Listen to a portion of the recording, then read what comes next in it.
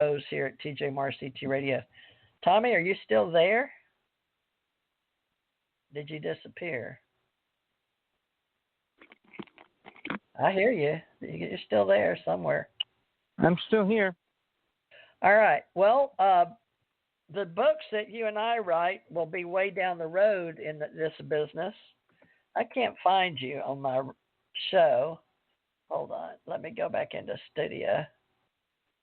I hope I don't mess this up. No, I can see us here. Maybe I just dropped the link. But you're still here. Good. Now, we've got established 1947 with Project 1947 with Jan Aldrich and his database that he's working with people all over the world. And then MUFON, which has got trying to collect money from people for CUFOs as one of their projects, which I verified today. And I'm trying to get here in Florida the Gulf Breeze chapter Mecca set up for UFO Association and our UAP associates. But Hawaii, we need to get you set up over there for UAP Associates, UFO Association. And Janet's running another show called UFO Secret Space right now with Penny Bradley and some other people on Aquarian Radio on Maui while Tommy's doing the Big Island. Now, Tommy, if we cover Jan Aldrich and our old reports with CUFOs and then move forward with books, and we've got to talk about Project Blue Book with J. Allen Hynek and many, many other books that are out there. Do you want to mention any that have been on your personal spiritual path? Well, you know, I met most of the big speakers way back when I was lecturing for global sciences. Many of my friends died. The people that I thought were important were died or disappeared, and I don't want to talk about them because nobody can find anything about them anymore. The only people that I do talk about are the people that are alive. One of them's in Long Island in the nut house, and he was a key person for the UFO world, but they won't let him out. Well, could you give us a little more intelligent level of information on who you're speaking about? That's not one of those that was killed on that after that show with the governor of Minnesota, was it? No. That's Fred Bell. I'm talking about John Ford. Fred Bell versus John Ford. Ford was the top UFO photographer in 1996. He shot the best video of a ship crashing on Long Island. And after that, he was arrested and put in a nut house. And on public TV, well, Tommy, they said he had uranium. Radio. Well, maybe I better put us back under entertainment.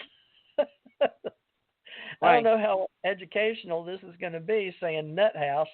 It's under education. Maybe I ought to put it under entertainment. But anyway, I'll put it under entertainment.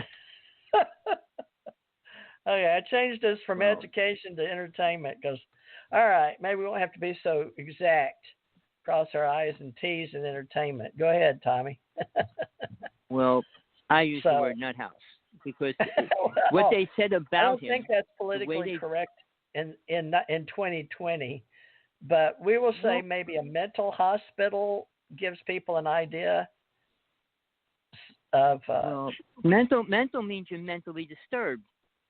So that would be a hospital for mentally disturbed hospital for people that are disturbed. Is he in prison? But he's in the nut house because he can't go to trial. Well, let me see what I can pull up on trial. John Ford. Okay, folks. I know this is going to sound funny, but I'm using Google. Now, is it the film director, John Ford? No. Just type John Ford and UFOs. USN history. Put in John Ford UFOs. UFOs. Yeah, John Ford UFOs. Long Island. UFO fan ruled unfit for trial in Long Island murder plot, 1997. Conspired to kill GOP officials with radium, January 3rd, 2019. Is that it?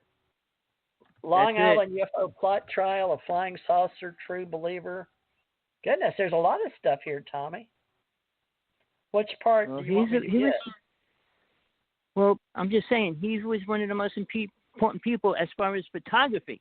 Nobody shot a video as clear as he did of a UFO crash on the ground, as well as the debris all around the ship.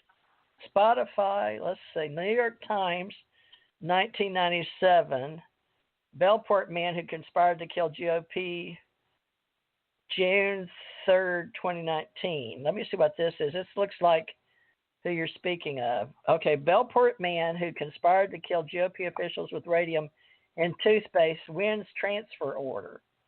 So he won a transfer order. No, I've not been selected to subscribe. Oh my gosh, 5 cents a week. No, I don't want that. Not now. Gosh, Tommy, while I'm on the line, folks, all these pop-ups. Good lands on radium plot. Let's see. It says by Andrew Smith, the central figure in one of Long Island's most bizarre political murder conspiracy has won an order to be released from a secure psychiatric hospital to a less restrictive institution. John Ford, 70, he's only 2 years or a year and a half older than me, retired court officer from Bellport, was a delusional UFO enthusiast who conspired to kill top Suffolk Republicans by putting radium in their toothpaste and cars. That whole story is a complete lie. They said he had a barrel of uranium, which is impossible. They said he was going to lace it in toothpaste, in government people's toothpaste to kill him, which is a lie. Well, let me read you can't the rest walk around of this. Let me read you what's said here, because you're triggered by this. He did so because he believed government officials were hiding contact with space aliens, forensic psychiatrists reported. He also wanted to burn down Suffolk Republican headquarters and promote Conservative Party politicians, they said. 1909, he pleaded not responsible by reason of insanity. So after hearing earliest this year, the Supreme Court Justice Elaine Saritsky Slobod, S-L-O-B-O-D, in upstate Goshen, ruled last month that Ford must be released from the Mid-Hudson Forensic Psychiatric Center. She wrote that although Ford remains mentally ill, he is not in danger to himself or anyone else. He has never directly threatened anyone or the staff at Mid-Hudson, had never involved in a physical altercation, has never attempted to abscond, Slobod wrote. But knives, radiation counters, and other items were taken from his home in Bellport, are displayed in a news conference by Suffolk officials on June 13th, 1996. Now, the credit, Tommy, if you want to research this, the source is Newsday/Karen Wiles Stables, S-T-A-B-I-L-E, or Stabile. Wait, TJ, why would I want to research lies?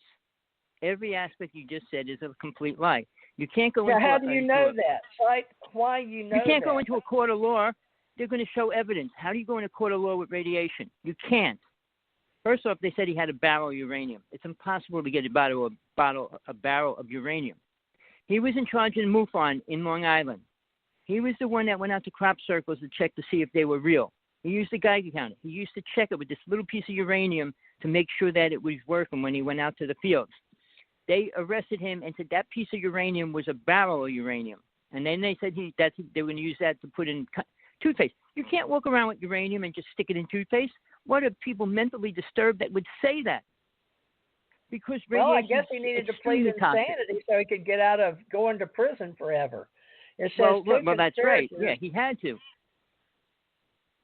Exactly. Including a Defense Department employee who procured radium for the planned attacks, pleaded guilty to their roles in the conspiracy and were sentenced to prison terms. So 2 other people went to prison too, Tommy. So I would expect you to go and investigate Newsday, because you seem to be very up on him. There's a picture of him, John Ford, at Bellport on the way to the arraignment on June 13th, 1996. Don't think it'll let me capture it for historical purposes, but I would invite you to. Well, Peter Moon talks to him every month. Well, Peter Moon is not a real name. That's not. I have trouble. Well, Peter he has his. he told me his real publishing name. company under his name, but he has his publishing company under Peter Moon. He What's goes the by name of his Peter Moon to publishing anybody house? that talks to him. Peter Moon Publishing, or because it's based on his books, Tequila Moonrise and Tequila Sunrise, all about Look the Peter. He island. was a very nice. He called me on my birthday, and he knew me and gave me his real name, Peter Moon Books. Okay, and he's been on my show here, so he's in our let's see, Peter Moon Books, Amazon. Yep, here's his picture. Let's see if he tells his real name. Peter Moon is the co-author and publisher of the Montauk Project book series and has written extensively on the subject of time travel and its associated subjects, including the occult and esoteric. Edited works, Transylvania Sunrise, and more. People that search for him search for Preston Nichols, who is now deceased and was on this radio show, and Stuart A. Swerdlow, who is still alive as far as I know, was on this show. So he has Skybooks Products. And he told me his real name, Peter did, but I've forgotten. Now, Peter Moon and Preston Nichols came on here together. So it's on here somewhere, folks, if you want to go back and listen to it. But we've had a lot of people throughout history, and in the last since 2012 to 2028 years, Tommy and I and Janet have shared talking to people, conversations. And, we want to cite our sources if it's possible. Now, Peter will tell you his real name if you ask him. He told me, but I just can't remember it because I don't interact with him anymore like I did in 2012 to 14. He wrote Pyramids of Montauk in 95, the Montauk book in 2005, the Montauk Book of Something, the Black Sun, 1997. But what else? Now, let's keep going. Preston Nichols, you want to discuss now that the time traveling we were doing with Stuart Anderson, Preston Nichols, and Peter Moon here on the radio show. And Stuart Anderson was going to meet me, and he carried my paranormal shows and my paranormal websites. And then he disappeared, Stuart Anderson. He went over to India. He was working on gravity, space, and time. He was really intelligent with the Air Force. I don't know what happened I don't think he's dead. He was working at the United Nations level. And he was going to come to Kentucky when I lived in Beaver Dam. Do you remember Stuart Anderson? Am I saying the right name? Bob Anderson? Robert Anderson? Peter Moon would know. We should have Peter back on. Well, I kind of stopped talking to Peter Moon. I stopped talking to Robert Morningstar. I don't like people that I can't agree with at any level. It's hard for me to talk to somebody that I feel is talking out of left field because basically when Peter Moon was putting out all his books and he was with Nick, I was friends with part of the Montauk Project, Al Bierlich. Al Bierlich is the one that went back in time. Peter Moon wasn't involved. Al Bierlich had data, and he collected information. And I think, let me look. Now, he was in Tennessee, was he not? Let me look I don't remember all my investigations. Hold on. B-I-E. Now, I know that he was involved. He came on our radio show, didn't he? Or did he? Philadelphia Experiment, right? No, yeah, but he died. He died too. Okay, so it wasn't Al that came on then, Al Bierlich, but it was Preston Nichols and Peter Moon. He was still alive. You can confirm that you weren't on the show. It was Janet. Janet brought them, and I talked to Peter about coming on and bringing on Preston, and Janet wanted to be on the show. Al Bierlich speaking on the Philadelphia Experiment, alleged military experiment supposed to allegedly to have been carried out by the U.S. Navy at the Philadelphia Naval Shipyard in Philadelphia, Pennsylvania, United States of America, around October 28, 1943. So, folks, we do cover time travel now with time, space, and gravity, but from a more educated, down-to-earth, but we can look for disambiguations, as we say, in Wikipedia on the Philadelphia experiment, but the story of time travel